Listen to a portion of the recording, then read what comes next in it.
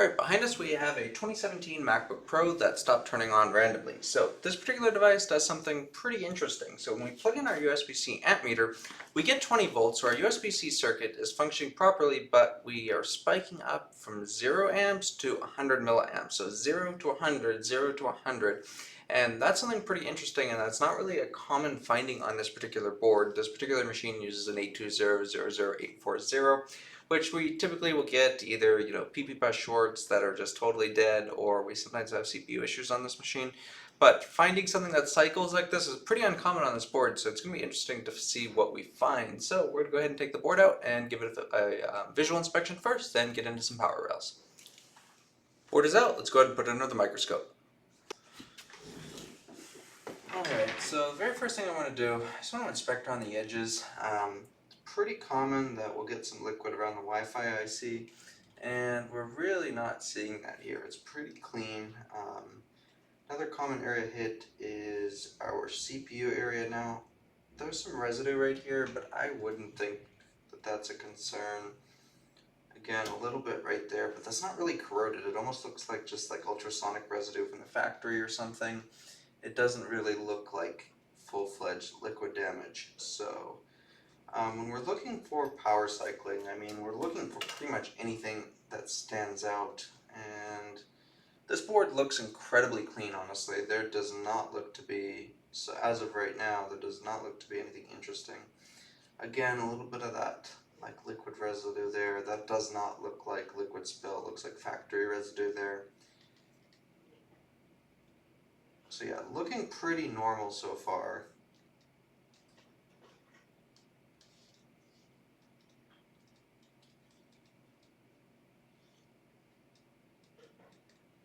Yeah, nothing really remarkable. Alright, so now we have to start checking some voltages. So the very first voltage I'm going to check is going to be our PP bus G3 hot voltage. Now, PP bus G3 hot is responsible for pretty much powering our entire board. It is the main aorta of the whole machine, so it's a very important power rail, and if it is missing, we won't turn on.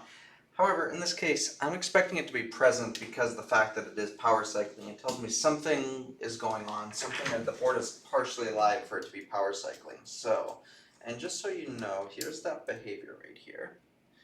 Let's wait, so, see if you can see it. I know it's upside down, but yeah, see how it cycles up to around like 112 to 140 or 120 to 140? Very unusual. So this is probably going to be something we're ultimately going to discover with thermal imaging, but I just want to double check what a couple voltages are. So multimeters in DC voltage mode. I'm going to check PP3V3S5, which is right here, and that is not present. It has a little fluctuation, but it's generally not present. And PP bus here is pretty steady at 13 volts. So it does have a slight fluctuation. I'm measuring right here. So PP bus G3 does have a slight fluctuation, but it's not that abnormal. So if we're not getting into an S5 state, if we're not getting PP3V3S5, something is definitely up in the power sequence. So at this point, usually when I have a board that is cycling like this, that displays behavior like this, it is best to thermally image it, because if something is showing us, if something is spiking up like that, it's probably going to be generating some form of heat. So let's go ahead and get our thermal imager working and see what we see. Alright, so we have our thermal imaging up, we have our board plugged in. Now, I really stress whenever I'm teaching or telling people, you really need high resolution thermal imaging for these boards. Like a lot of times your basic, 60 by 80 thermal imagers really will not cut it. So this is, I believe this is around like 220 by 260 or something, and it really gives us good resolution. So I'm just going to look around, see if we see anything, and look at that. See that right there? Isn't that interesting? That warrants a little bit further attention. So I'm going to zoom in here and see what it is. That is a tantalum capacitor. You can really see the internals of that getting warm. It's not like crazy hot, but it's definitely getting warm. So we had 13 volts present on PP bus G3 hot. We need to open our board view and figure out what this actually is. So let's go ahead and get our board view open and look at what line this is on and go from there.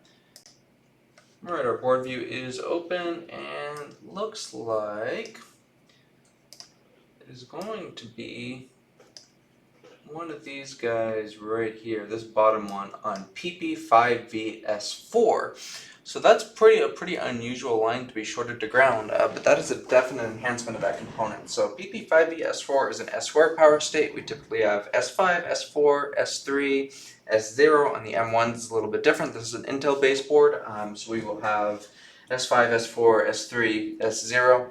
And this is on the S4 power state. So you may get a short down the line further down, and you will not necessarily get your S5 rails, but you'll still get the board is very, very fast at being able to try and turn on, so you oftentimes will get a pulse like this, even if the short is downstream and you're not measuring any S5 rails, because it is just pulsing a little bit and sending a little voltage down that line. So let's go ahead and confirm. I always like to touch a tweezer or something to the component, just to make sure I'm on the right component, and there it is right there. Let's go ahead and look under the microscope at this. So, switch back over to our microscope, which is right here, and it is going to be this guy right here, and it looks completely normal. As you can see, there's no signs of anything being wrong via the naked eye, so I just want to confirm that we do have a short to ground on this line, so I'm going to go to continuity mode in the multimeter, turn it on tone mode so you guys can hear, and let's see, 0.6 ohms right there. You could hear that clearly. I'm going to go ahead and remove this. I'm going to pull the SSD off first. Alright, our SSD is off. Let's go ahead and remove and replace this capacitor. So with tantalums, I like to use a little bit lower heat. We're going to go around 380 versus my normal 430. And if you've ever worked on these or worked on any boards, you know what I'm talking about when you heat a tantalum and it kind of pops. Doesn't really affect the capacitor too much, but I don't really like doing it, so we're just going to use some low heat.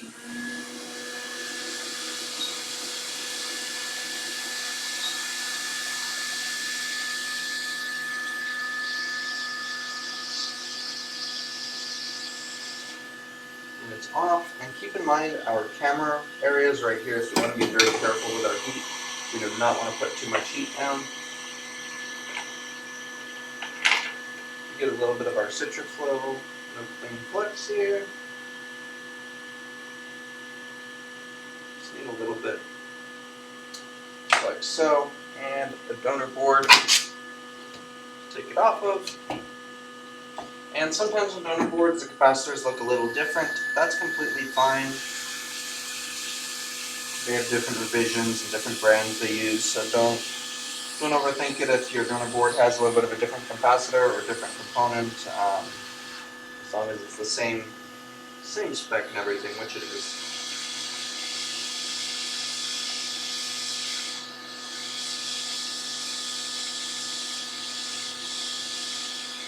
Just like so. We are good to go. So let's go ahead and put this board back in the enclosure, and first let's just test it. So I'm going to let it cool down. Then we'll give it a quick test and see if we're now powering on. I would expect to get 20 volts and about 0.45 to 0.54 amps if the board is turning on. So let's let it cool down for about 30 seconds and give it a test. Alright, interestingly enough, it looks like now we have a totally new symptom. So after replacing that capacitor, we now have 5 volts cycling on one port, but our other port is just totally dead on both directions, which is pretty unusual. I would not have expected this at all. So it makes me think that something might have caused that capacitor to fail. Something deeper might have been going on in the board. And now that it's able to further reach in the power sequence, something else might be up, but it's just very strange that it went to 20 volts in the first place. Just looking over the area, we used really low heat, wouldn't have really affected anything here. So it's quite strange that the board is acting the way it is, unless there was something else possibly failing in this area, that it was heat sensitive. It's really, really hard to say. Anyway, let's go ahead and start diagnosing that. So the first thing we want to do, we want to plug it back in, and we want to see which port is actively being used. So usually when we have one dead port like this, it usually ends up being something with a CD3215. Usually. So what I want to do is measure on our input fuses and figure out which one is being used. So I have 0 volts on this one, and I have 5 volts on this one. So this is our chip that's probably good. This one may be bad, just very unusual that this would happen in the first place. So I want to go ahead and actually, alright, this is interesting.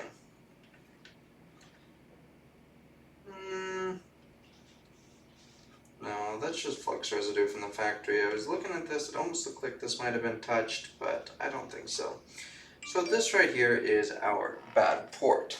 I want to go ahead and check a couple things here. I want to see if we have a short on our LDO. So we're going to go into tone mode again so you guys can hear.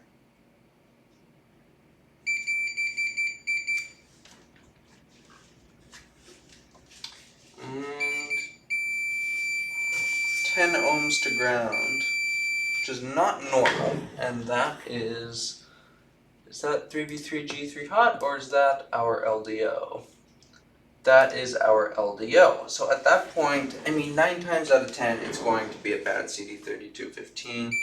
I've very rarely seen it be a capacitor, especially when it's shorted like that. Why that happened, we have no idea. It could have been the chip was already starting to fail, and the heat just finished it off. It's really hard to say.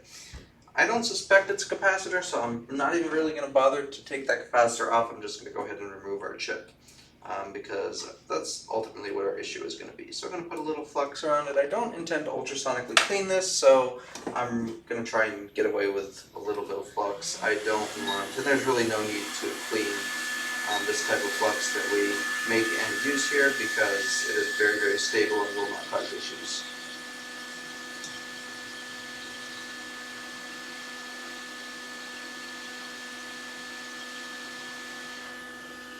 And just like that, it's off. And right away, look at this. This is very unusual.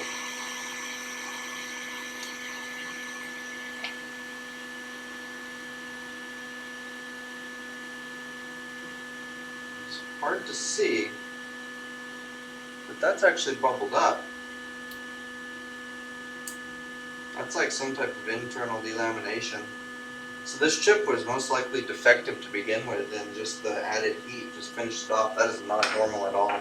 Very, very strange that even happened. But anyway, let's go ahead and clean these pads up. So we're going to get our iron. I'm just going to feed some leaded in there. I'm going to wick. Just want to clean it up. Just like so.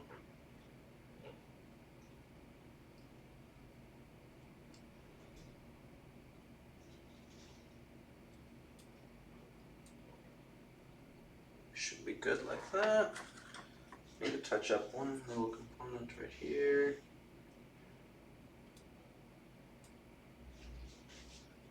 Come on. There, beautiful. Alright, let's go ahead and get a new chip. Might have to reball one and get it on the board. Or we're going to get this chip reballed. Same thing, I just want a little flux.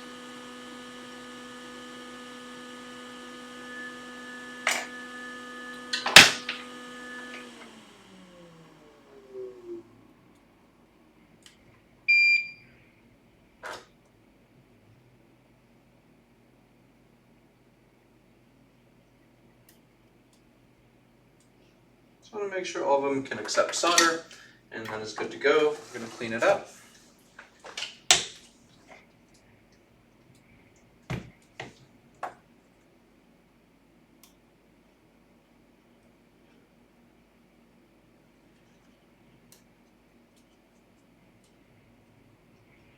Sometimes on CD3215s and 17s you'll have a little delamination on the bottom side. That's typically not a problem. Some chips it can be, but these particular chips it's usually not a problem.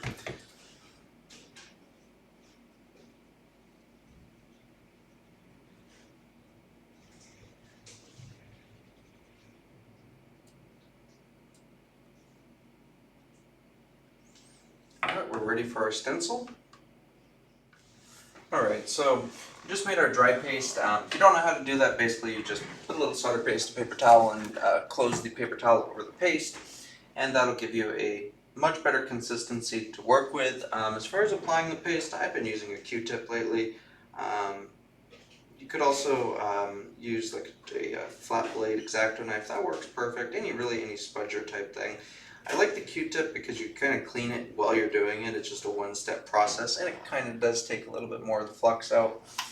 So we're going to do 265 Celsius, and I'll do around 5% air on our Quick 861 DW.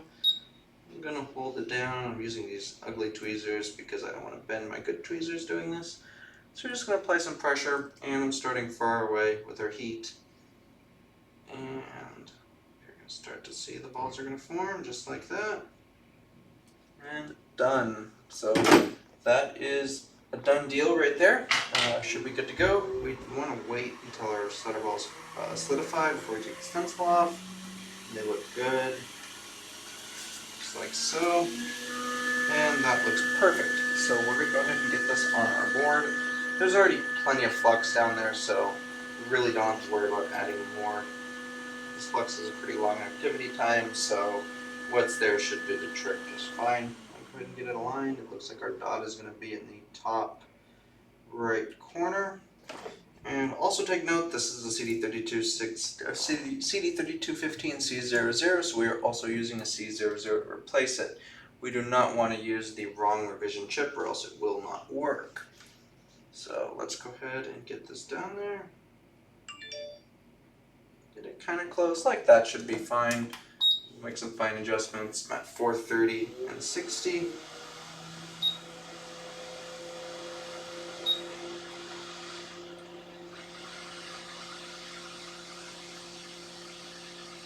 It should pull itself into place nicely, even though it's off a little bit. See that? Beautiful.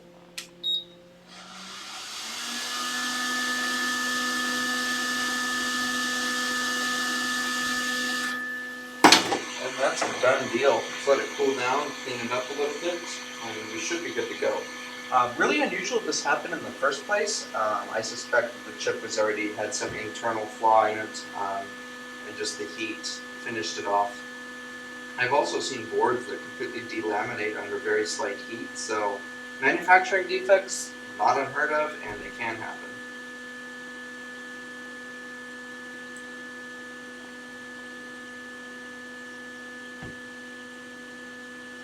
Just want to clean this up a little bit. There's no worry of leaving this particular flux on the board. It is completely a no clean. It will not hurt anything, will not corrode anything. With that being said, I do care about how my work looks, and I want this area to be as clean as possible because we're not ultrasonically cleaning it. A little light residue is fine, but I like to have it clean as can be. That's fine. Anyway, let's go ahead and test it now. So board is pretty clean, or pretty cool now, I should say, not clean, cool. So now I would expect to get something from our other port, which I now do.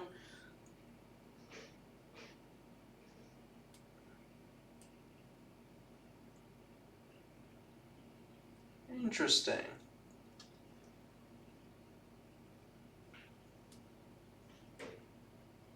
Alright, now we have 20 volts and 48, 47, that's exactly what I'd expect from a booting board. Try this other port again. There we go, 20 volts and booting current. So we're good on both ports now, just so you can see. That's our port that was previously bad, and now both are working. So now let's go ahead and put this board back in the enclosure and see if it boots into an operating system. Alright, our board is set back in. The battery's not plugged in. We don't really need it for this test. Let's just go ahead and see what we get. So, I would expect an Apple logo, and I would expect trackpad click. And I do have trackpad click now, so our board is alive. And let's wait for an Apple logo. Let's make sure I plug the screen in, and I did, luckily. So sometimes 1708s can take a minute to post. Not uncommon. I don't know why they do it, but sometimes they do. Right. 43, alright, we should be posting very soon. There we go, that is an Apple logo, and that is a booted working machine. So this one is fixed. Pretty interesting fault, honestly. 5ES4 short, and then our CD3215 failure. We weren't even really heating in the area of the CD3215, so it's kind of a mystery of why it failed like that, but the fact it was bubbled up kind of tells me something wasn't right in it to begin with, and just that little bit of heat. I mean, that area probably got to around 150 Celsius if I were to guess, so just that heat might have just finished off whatever was damaged inside of it, but kind of glad it happened because it did show a multi-compound fault, and a lot of times you will encounter something like that and you need to know how to deal with it when it does come up, so it's kind of nice that I did get that on video. It wasn't just a one-time easy fix fault, we had 2 faults to fix. So thank you for watching, hope you learned something, and we'll see you in the next video.